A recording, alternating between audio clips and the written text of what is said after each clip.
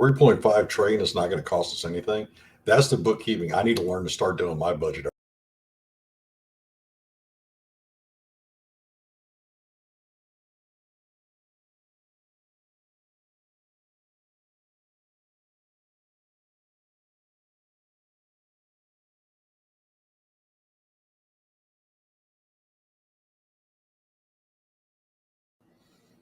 Hey, ladies and gentlemen, for those subscribers that stuck with me through my hiatus, thank you very much. I'm back.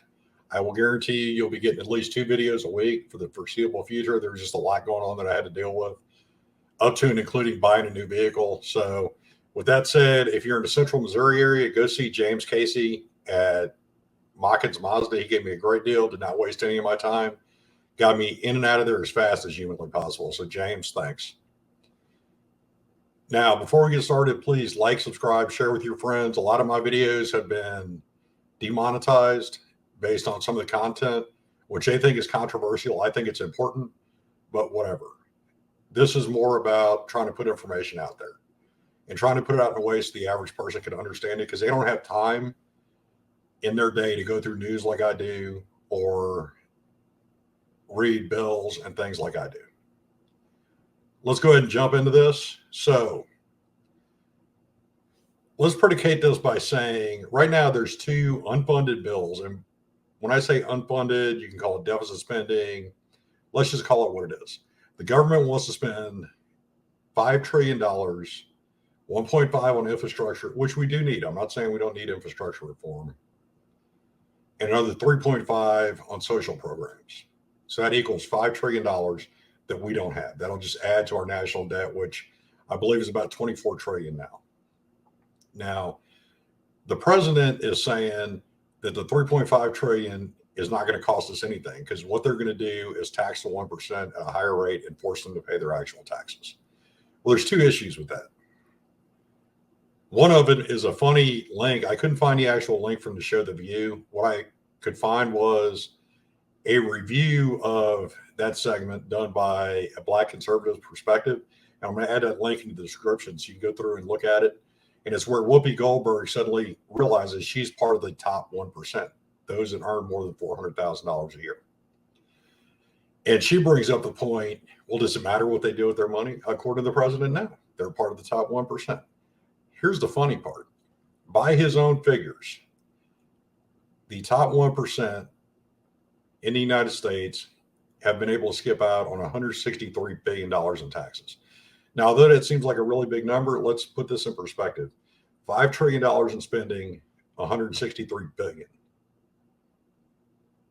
That doesn't even come close to touching what this is going to cost. And when you use inflation calculators, it's hard to forecast into the future. But if you look back into the past, because history repeats itself, right? And it repeats itself if you use context. So I went on to a couple different inflation calculators and did the figures myself to figure out, well, what's this $5 trillion going to cost in 4 years and then in 10 years? Because especially infrastructure spending is not something that the spending will be immediate. It'll be, some of these projects have to have EPA environmental surveys and things like this done. So they could be a year, 2, 3, 5 down the road. But when they actually break ground on them, then what cost $500 billion in 2021, now it's 2024, and now it costs $700 billion based on inflation.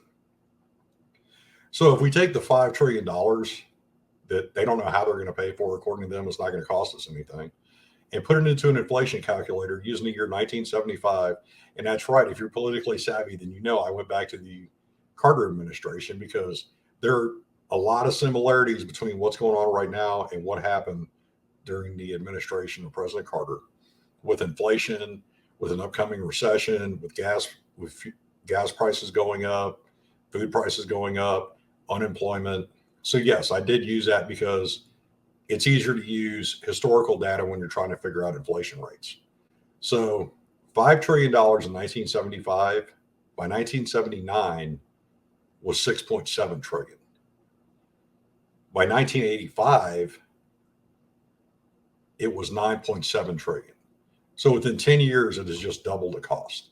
And if there's no way to pay for this, because taxing the rich isn't going to happen for a couple of reasons, and I'll go into that in a second, we're actually going almost $10 trillion farther in debt for, we do need infrastructure, but the state of Missouri figured out how to pay for it and still have a balanced budget. So why can't the federal government do the same? Oh, wait, that's because Congress won't pass a federal budget. They just keep passing continuing resolutions, which is why I think we need to fire everybody in Congress every 2 years until they pass a federal budget. That should be the standard. Did you put forth a federal budget? No, you're fired. I'm voting for somebody else. Party doesn't matter. Let's get them out of there and get new people in. Now, as far as the top 1%, here's the thing to keep in mind about the top 1%. We currently have the most corporate president in the history of our country. So when we start talking about elections, we're at a point where a presidential election costs over $1 billion a year, if you combine cost of the two final candidates, with advertising and appearances and the mailers you get and all these other things. Who do you think pays for those? That's right. The top 1% donates money to campaigns. They donate money through political action committees. Those corporations like Walmart and Target and Nike, the same ones that espouse social justice warrior, they donate money through PACs to these candidates. So do you really think they're going to fix any tax loopholes? And when they start talking about building social welfare programs, they compare us to Northern European countries like Norway or Denmark, or it doesn't matter, because their actual tax system is very different from ours, in that the average person pays between 20 and 30% a year in taxes, whereas we pay between 12 and 16%. So let's be honest about it. If we're going to do this, taxes are going to go up for everybody. It's not the 1%. The 1% are not going to get hit any harder than they are now, because neither party wants to do that to their donors. They're not going to charge them more money. They're going to talk about, oh, we're going to hit the top 1%. We're going to hit the top 1% of these we're going to hit these Fortune 500 companies. In the end, nothing's going to happen, because that's who donates money to these politicians. So until we start voting these politicians out, and I'm not for term limits, because people like the district that Nancy Pelosi represents keeps voting her back in. Now, is that because there's a lack of a viable choice because she's such a strong candidate? Is it because nobody from another party will run against her? I can't answer it. I know the solution is the candidates you have the ability to vote them out if they're not doing their jobs. Set a term limit in your head, be it 4 years or 6 years or 10 years or 12 years, and then just start voting them out. That's the only way we'll have a change. And even if you're not completely happy with the libertarian candidate, could they be any worse than what we have now? You have people that spent 40 years in Washington, D.C. You want to talk about being out of touch with the average person? They haven't even talked to the average person. Even when they do, it's a event. It's a put on show. And everybody is so quick to point fingers at each other that we lose sight of what's really going on. Like, one of Congress's main jobs is to write, vote on, and pass a federal budget.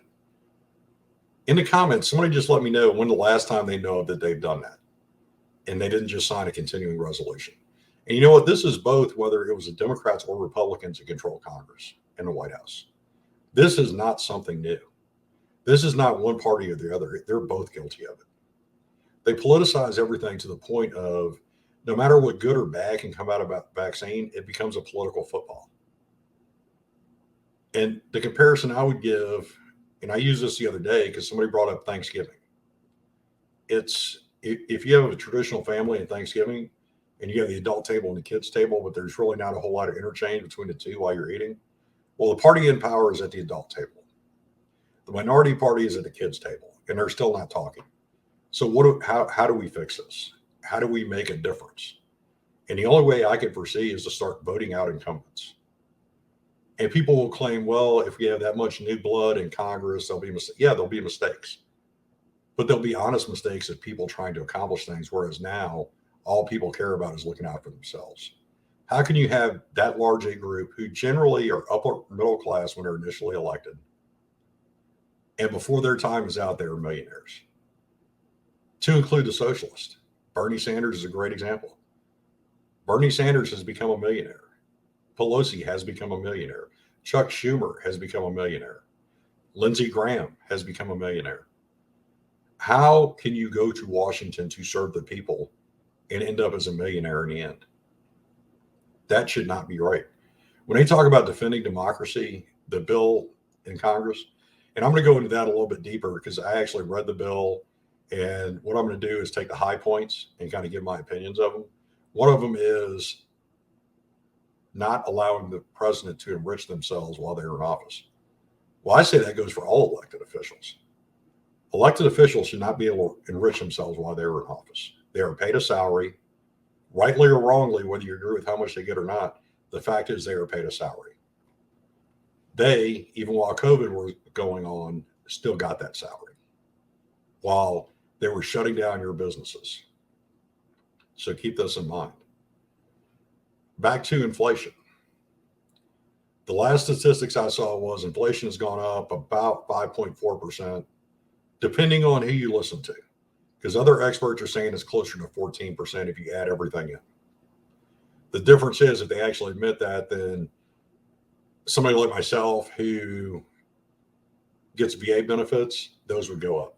Or people on Social Security, that would go up to match the rate of inflation as a cost of living raise. The average wage has gone up 4.6%. So now, just to once again put it in perspective, whereas before you made $1,800 a month doing your job after taxes, now say you make $1,900 a month. Your average monthly food bill, which is $300 last month or in January, is now $370. Gas is now $1 above what it was. So you're actually spending more money to get the same thing, but your increase in wages did not keep up with that. It's not going to. Just ask the 4.3 million that left employment last month. And they talk about the unemployment numbers coming down. That's only people filing for unemployment or people that are looking for jobs. You have people that are completely sat out from the workforce now because they're not finding anything because of the things that have been closed down because of COVID and other reasons. Well, here's a radical idea for how we're going to do this. I will give you a radical idea for how we can start fixing this. One, we know China uses forced labor. And companies like Nike that pride themselves on social justice benefit from that labor. So does Disney. The live action Mulan was filmed in the same province where the Uyghur Muslims are being held in forced labor and concentration camps. So how about this? You start looking at American corporations and you say you need to move your manufacturing from China to places that don't use forced labor, or we're not going to allow you to import your products anymore. No tariffs, just we're not letting you bring your shoes in, Nike. You need to move your production somewhere else or bring it back to the United States. You want to talk about empowering the American worker, empowering the American taxpayer? Yes. That iPhone you just bought is probably going to triple in cost if we do this and we bring manufacturing back to the United States. But you don't get it both ways. Either we bring manufacturing back and we create good jobs and things cost more, or we continue to encourage forced labor and concentration camps in places like China. But oh, by the way, that's not going to happen because do a little bit of research on the infiltration of China in both politics and academia within the United States. And you'll see why this is never going to happen. The Chinese have complete control of some politicians, and it's not changing anytime soon. The only way to fix it, and term limits isn't the answer because term limits, in my mind, actually violate the Constitution. Because the average American, well, let's put it this way. If the record turnout for a presidential vote is barely over 50%, you're not going to get consensus on term limits. So let's move on to something we can do. And that's those 50% or better that vote, start voting out incumbents. Don't continue to elect somebody that's been in office for 12, 15, 20 years because they accomplish nothing at this point except enriching themselves and arguing. Ladies and gentlemen, I know I get on a soapbox about this, but I truly believe our founding fathers did not envision a class of professional politician, but we have allowed that to happen. I'm researching a video right now because I would consider us almost being in a constitutional crisis since FDR and the New Deal. And I'll bring up the reasons why as we went through successive presidents since then.